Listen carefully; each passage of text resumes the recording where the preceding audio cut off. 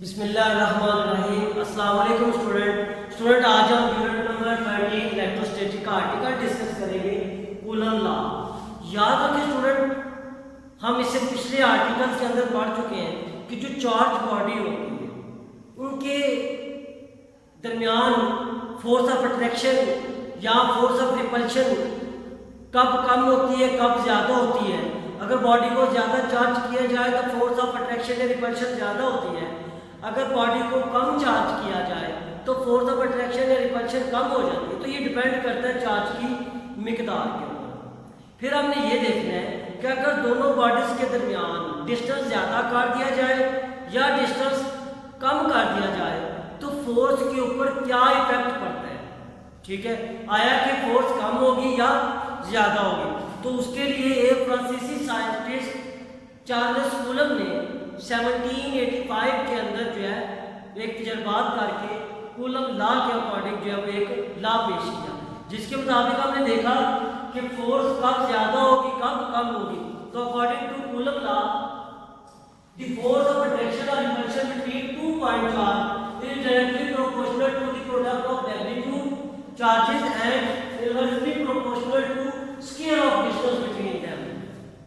Student, Coulomb law के मुताबिक हमने बात करनी है सिर्फ पॉइंट चार्ज कि Coulomb law is only valid on point charge. तो हमने बात की है कि force is directly proportional to point charge.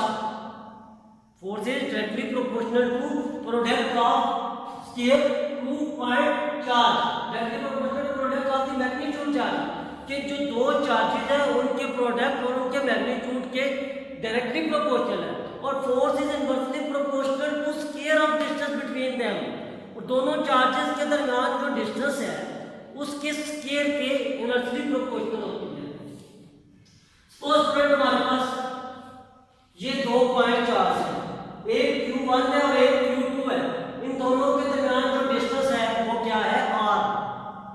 तो फोर्स इन दोनों चार्जेस के डायरेक्टली प्रोपोर्शनल है और इनके दरमियान जो डिस्टेंस है R उसके इनवर्सली प्रोपोर्शनल है। F is directly proportional Q1 Q2। जो पहली लाइन हमने पढ़ी है कि force is directly proportional to product of charges and magnitude. तो ये दो चार्जेस हैं, इन दोनों के प्रोडक्ट के डायरेक्टली प्रोपोर्शनल है force. And force is inversely proportional to square of distance between them. कि दोनों चार्जेस के दरमियान जो डिस्टेंस है उसके स्क्वायर के इनवर्सली प्रोपोर्शनल है। आगे हम फर्स्ट इक्वेशन और सेकंड दोनों को कंबाइन कर दें।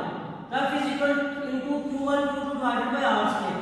डायरेक्टली प्रोपोर्शनल के सिंबल को खत्म करके हम यूज करेंगे K। Equation 3 is known as Coulomb law. K is constant of proportionality and its value depends upon the medium between two charges. If the medium between two charges is A, then the value of K in SI unit will be 9 into 10 raised to the power 9 Newton meter square per coulomb square। Student कहते हैं कि जो K है हमारे पास वो proportionality constant है। K की value किस पे डिपेंड करेगी, इन दोनों चार्जेस के दरमियान जो मीडियम है उसके ऊपर डिपेंड करती है। सपोज इन दोनों चार्जेस के दरमियान मीडियम आ रहा है हमारे पास एयर।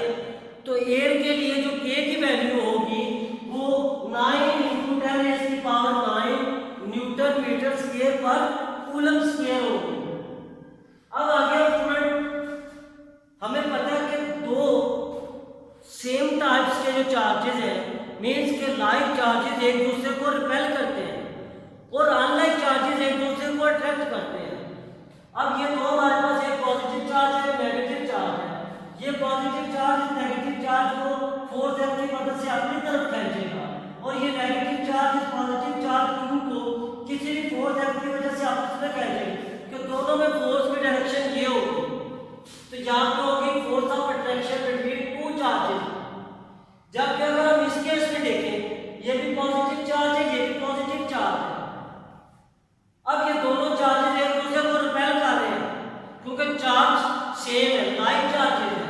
तो फोर्स ऑफ क्या होगी, रिपल्शन होगी कि दफा की फोर्स होगी। यहाँ पे coulomb law is true only for point charge. याद रखें स्टूडेंट, कूलम लॉ सिर्फ पॉइंट चार्ज के ऊपर वैलिड करता है। साइज और वेरी अगेन बोले coulomb law is true only for point charge whose size are very small as compared to the distance between them।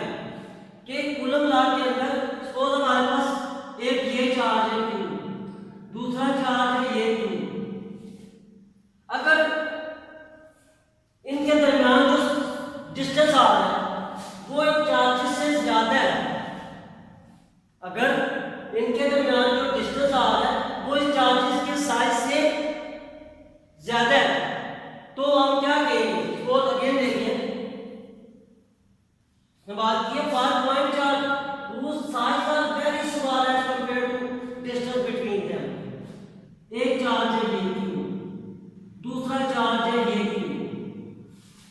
देखिएगा स्टूडेंट, अब ये जो इनके दरमियान डिस्टेंस आ रहा है इसका साइज इस चार्ज के साइज से ज्यादा है।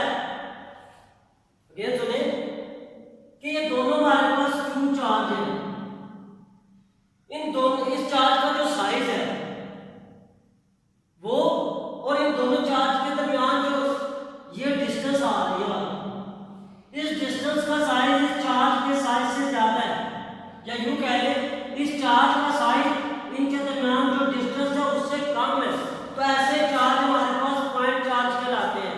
अगर मैं एक और एग्जांपल दूं, एक चार्ज ये हो दूसरा चार्ज ये है, अब देखिए चार्ज का साइज इन दोनों के दरमियान जो डिस्टेंस है उससे ज्यादा है, तो ऐसा चार्ज पॉइंट चार्ज नहीं कहलाएगा।